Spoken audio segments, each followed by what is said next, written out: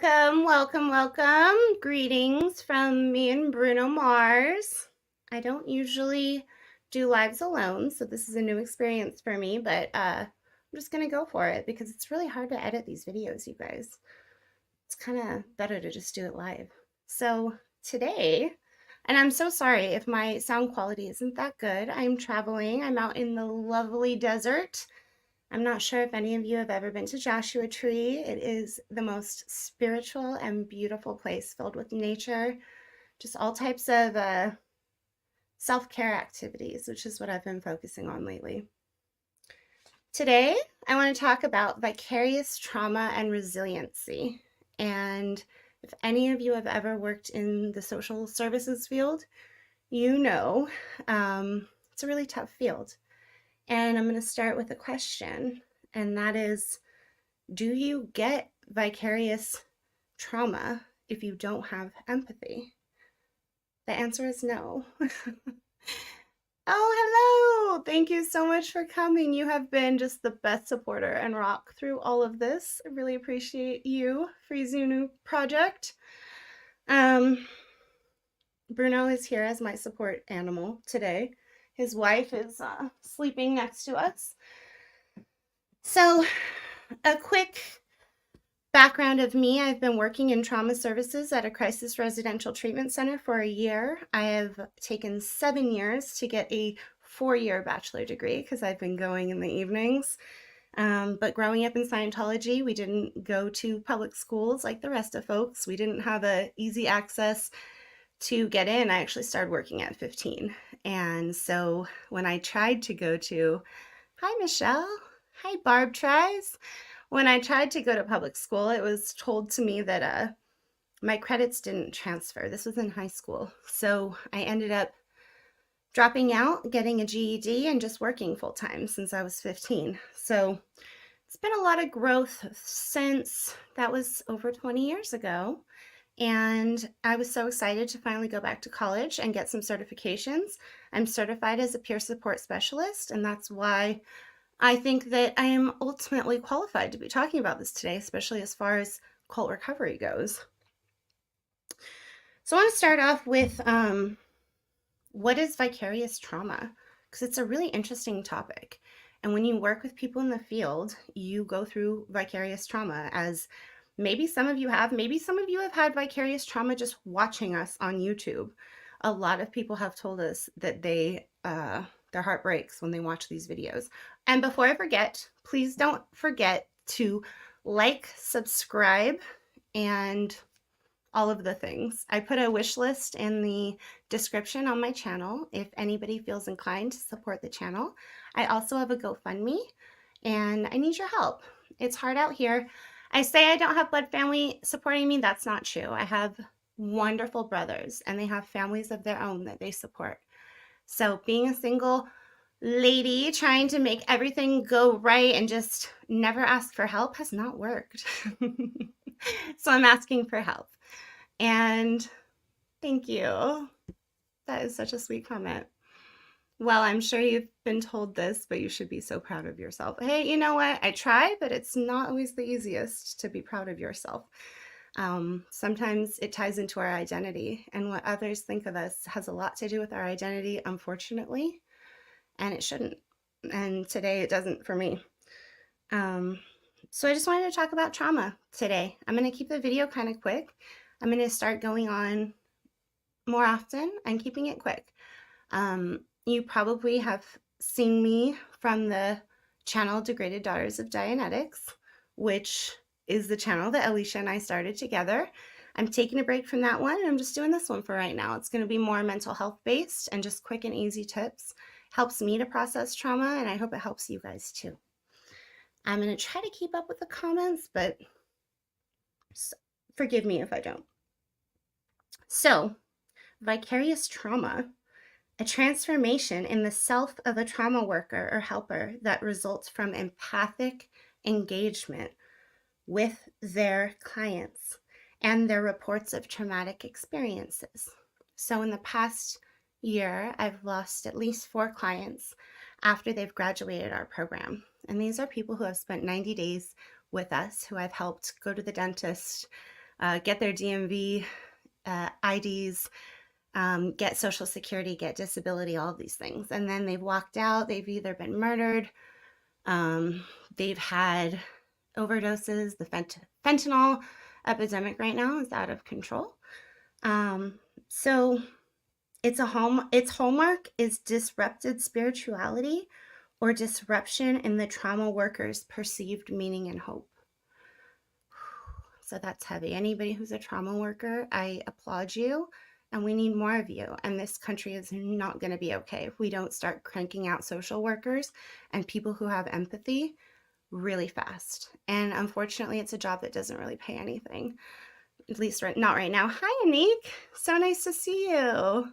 Thank you for coming and supporting the channel and always being here. This has to be stressful for me. Yeah, it is pretty stressful. It's pretty stressful out there. A little thing that's interesting though, when you don't have empathy and you don't care, you don't experience vicarious trauma. So you have to care a lot to experience vicarious trauma. And then you have to be mindful that you're going to turn that into resilience, or you just aren't going to make it. And for me, that's kind of my spirituality, is trying to make the negative into the positive at this point. A good question that they ask us often, and I took a class in this, which is why I'm flipping through my notes. What are some ways your worldview has changed since you started working in trauma? Wow, a lot, to put yourself in somebody's shoes who has just had a family member pass. We've had so many family members come and show so much support to people who are going through houselessness, people who are going through gender identity crisis. And we see the family come in and they try so hard to do everything that they can. And I respect it. I respect anybody whose family stands by them and tries to help people get better. It's been hard for me dealing with losing these people. I can't imagine how it would be for their family, Turning it into a strength is what we have to do. And we have to label our strengths to give ourselves hope. So activities that we do are like, label 3 things that you feel are your strongest strengths in life. And usually they're things that are a bit obscure, like hope. For me, it's hope, integrity, morals, but it depends where you get your morals from. Every religion, every ethnicity has different moral code, and we can't try to pretend like we know what's right or wrong, So just keeping it simple and basic for me, trying to look at the positive things in life. The sun came out today. It's a good thing, We're housed. I have really, really, really cute doggies here with me that helps me to comfort me and confront my fight or flight, because the fight or flight kicks on. Sometimes you just go into freeze. Sometimes you're always in fight, and sometimes you're always in flight. And keeping it chill has been really important for me. Reminder to drink some water today. Please, everybody drink lots of water. Anik, Elvis is good. He is with a really nice family right now. And he hasn't been with me on this journey. I have my other 3 dogs here. We're doing a little bit of a recovery. So I've been fostering dogs for over 10 years. I've fostered over 100 dogs through my house, probably closer to 200 now.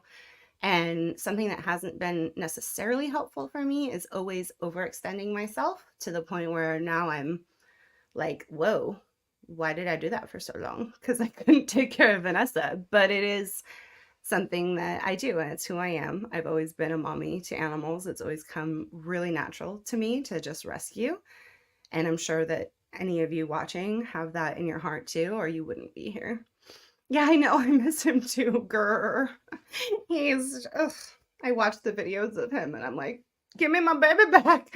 But I've done this with a lot of dogs, and it takes a really strong individual.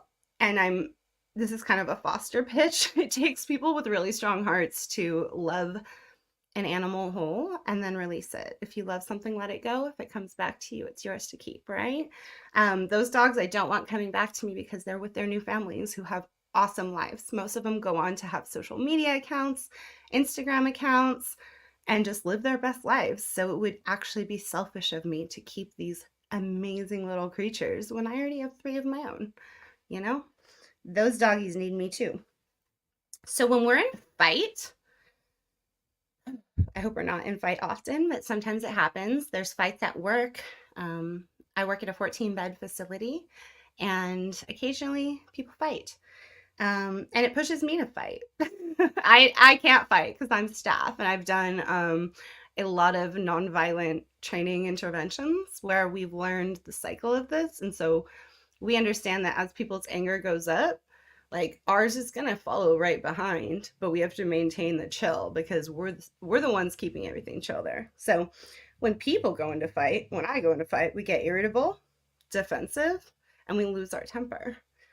When we go into flight, we go into avoidant, guilty. We go into anxiety and fear. And those are my go-tos. Freezing New Project. I know this probably is hard for people to understand, but I fostered and found homes along with taught people how to care for snakes for 15 plus years. Wow, that's awesome. My uncle was really into snakes and reptiles. He was always having those all around the house, and it scared the living crap out of my grandma. But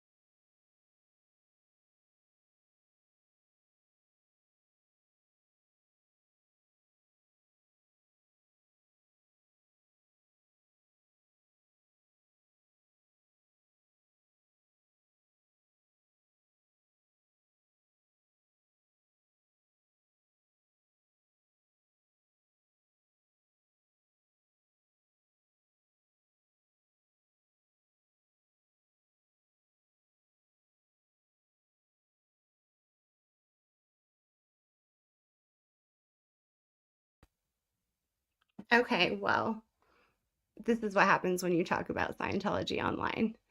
I've been having a lot of internet problems, and maybe some of the other channels that you watch have as well. But I got back. Hello. Hopefully that doesn't keep happening. I plan to go on pretty often. It is what it is. You know what? I keep going because we need to learn about resiliency. So how do we build resiliency? Social engagement is really, really, really important. Vanessa, I will email you on a possible list of solutions if it is them. Okay, thank you. Oh, what did I say about snakes? Just that they can be interesting animals. I don't know. That's probably, I don't know. So, something that's important for us as trauma workers and humans to remember is that isolation is our greatest enemy. It is. So, as human beings, we need to be with each other. We need to go out. We need to be um, seen. We need to see other people. Having that in person connection, I cannot tell you. Online friends, you guys are so freaking awesome and have been so freaking supportive. Hi, Veronica. Thank you for being here. Um, but we do need that in-person stuff sometimes, whether it's just going to the grocery store or whether it's walking the block and smiling at a stranger. Human contact is really, really, really important for us. And I try to get out, get some sunshine, whether it's just walking the dogs or going to my local Starbucks. Guilty, I go all the time, and a lot of it is just for the connection. Starbucks knows that. That's why they have the baristas ask you, what are you doing today? And sometimes it feels forced, but sometimes it doesn't. And sometimes you make real friends. So, yeah, that's a thing. The core experiences of psychological trauma are disempowerment and disconnection from others. Sounds like Scientology's disconnection policy. The amount of people I've lost to disconnection is really a lot, and I miss them. I miss them so much. I think about them often. I have tattoos on my body that are from those people's initials. We said we'll never part. One of them is a crown with a heart, and they're not supposed to be over segregated in Clearwater. It's just not how it should be, but they are. But I'm happy that they have joy now. They have families that they focus on instead of the way things used to be, and that's okay too. Life changes, people go on, and everybody has what they need to do as their priorities. The disconnection policy in Scientology is, in my opinion, the toxicity there. That's what needs to change. Enough about that. So what are some things we can do? Real quickly, I'm going to get off because if my internet's getting swatted, then this is going to be a hard time, a hard day, but I'm glad that you guys stuck around. So we can think about where our attention and focus go. So in the day, if we plan out our day, we actually live meaningfully, we are spending our time wisely, we can put our focus on what's important. So I've been really trying hard to eat mindfully. When I cook some food, I take the time to listen to music that I like and prepare myself a meal and then sit and eat it. And I'm the kind of girl who's always had a TV on in the background or has some kind of stimulations because I have ADHD. Some people need that. For me, when I'm cooking, it stimulates enough that I can start thinking really clearly. So I've been working on just being in the moment, being mindful. Singing. It sounds so silly. Even if you don't have a good voice or you don't think you do, like me, while I'm driving and I'm singing, it's very freeing. So maybe I just want to be alone and sing, or maybe I want to be with only people who I trust. Never been a person who does karaoke because it's so mortifying for me. I've been so shy my whole life. Thank you, Veronica. That's very nice of you to say. I feel, and for Zenu Project, I feel creating new habits by planning them out every day. And once the habit is formed, you start to do those things automatically. Exactly. They say if you can do anything for, I believe it's 3 months, then it becomes routine. Sometimes we relapse, and that's okay too. I quit smoking my e-cig and then I relapsed, and now I'm back on my e-cig. It's one of those things where sometimes it feels like if you just don't have enough joy in your life, you have to get it somehow. That's why people have eating disorders. They've done studies that they've taken people and they've fed them through straws for a month at a time, and they didn't get the pleasure of eating, and they went into major, major depression, suicidality, because food is something that brings us a lot of joy. I have a very close friend, actually a couple of very close friends who are chefs. It makes complete sense to me. I'm a Cancer woman. I was born in July. So we're known for being sentimental. I'm very sentimental about food. There's a meal that I love that I ate as a child. I will just recook it. I did that for Thanksgiving, actually. I made a green bean casserole and it made me happy. Freezing you, I know what you mean. I went to 0.03 nicotine. I want to go back to 0.06. Exactly. I have the gum sitting here. I do, but it's not as enjoyable for me. And sometimes I think it's just me taking that deep breath. And it's hard to do without that little itsugi there. I don't know. It's a thing. Another thing that we can do to turn trauma into resiliency is find meaning. So why do we do the work that we do? Why am I here today? The meaning is because, one, it helps me to process all this stuff, because I'm not going to be a good Vanessa for my dogs, my friends and family, unless I've processed a lot of this. And two, hopefully it helps you guys. When I was coming out of Scientology, these videos were all I had to teach me about the outside world. And for me, it was mostly men's voices talking. So I wanted to be a female representative. And I also wanted to say it from a mental health caseworker aspect of a more generalized opinion. It's not just going to be, this channel isn't going to be me talking about Scientology all the time. It's going to be me talking about cultic recovery, as well as just general mental health tips. When you know what it's like, I made this little note earlier, when you know what it's like to feel worthless, you don't want others to feel worthless. And pain recognizes pain, right? So that's why sometimes you can just hit it off with people right away, because you can just understand that they're kind of like an old soul, or they're way older than their physical appearance shows. There can be, I mean, people would always look at me and say, why aren't you smiling? Why aren't you smiling? Why aren't you smiling? There's not, I hate having people tell me to smile. I don't know about you guys. Holla, Veronica says. Exactly. Another thing that we can do is have a growth mindset. That's the challenging part. So Gandhi said, be the change. I have that written on my wall. I try to see it every day. Well, I do see it multiple times a day. There's beauty in the breakdown, and try to embrace that. When we break down, when we lose things close to us, when we lose people, when we lose money, when we lose jobs, try to find the beauty in it. Try to look at it as a new beginning, a fresh start. Yeah, I see you smile all the time amongst your friends here. Exactly. So we have to bring out that smile in people, or we're not going to be okay. And when we're on YouTube, when we're talking, this is connection as well. It's really cool that we can do this online. It really is. And that's what I have for today. It's a short video. I think that I just really wanted to say hi and Happy New Year's to you guys. I'm going to be going on often. I did a little video earlier about assertive communication, and tips and tricks of how to not just be called a bitch, but how to talk clearly. And hopefully people can go and watch that and find it. I made an Amazon wish list as well. It's in the description for my channel. If anybody would like to send me anything to make the YouTube better, or just make a wish come true, please feel free to access that. And I really appreciate you guys for watching this. It's really good to see you guys too. It's really good. And I'll be back on more often.